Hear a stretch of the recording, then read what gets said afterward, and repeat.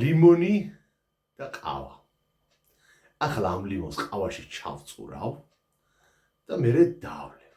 მერე წავალ, კაი ხაჭაპურებს, კაი ღვეზელებს, პონჩიკებს გადავერტყავ. ზედ ენერგეტიკულებსა და გაზიას ასმელებს დავაყოლე და გავხდები, კაცო. როგორ არ გავხდები, მე ხო ლიმონიანი ყავა დავლე. როდემდე უნდა გჯეროდეთ მითების. ვისაც გჯერათ, რა თქმა უნდა. ლიმონიანი ყავა რო ახდუნებდეს და ცხიმებს რო წვავდეს. ჭაბწონიანობის პანდემია კი არ იარსებებდა სოფლიოში. ხო, სხვათა შორის ეს პანდემია რეალურად არსებობს. და მინდა გითხრათ, რომ არავის არ ინდობს, არც ხანდაზმულებს, არც ბავშვებს, არავის საერთოდ.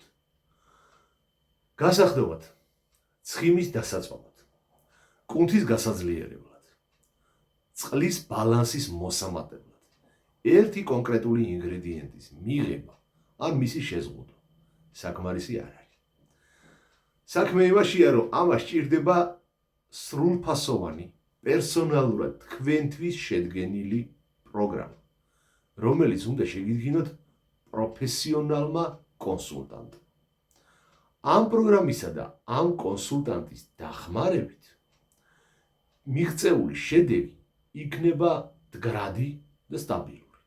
იმიტომ რომ თქვენ არა მხოლოდ წონაში დაიკლებთ, არამედ ისწავლით კვებას. შეიცვლით კვების უნარჩვევებს და მთელი ცხოვრება შეინარჩუნებთ სასურველ ფორმას. თუ გაინტერესებთ ეს ყველაფერი, მომწერეთ. მოდი, ვილაპარაკოთ.